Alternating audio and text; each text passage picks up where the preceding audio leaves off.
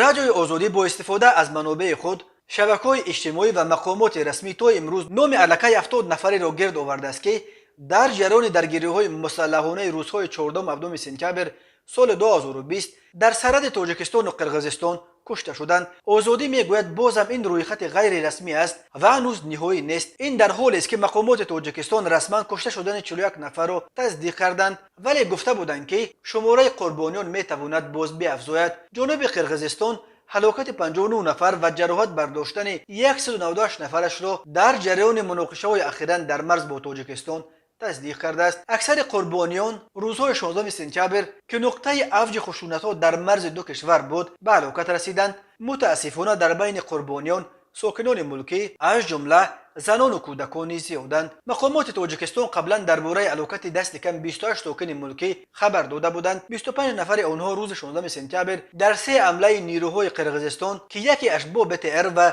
2 حمله دیگر با هواپیمای بی سرنشین صورت گرفته بودند کشته شدند. از این شمار 7 نفر با شمول 5 عضو یک عائله بر اثر حمله BTR قرقیزستان به یک ماشین یوری تاجیلی در بالای پل دهه چالقشلوق در کنار اسفره کشته شدند.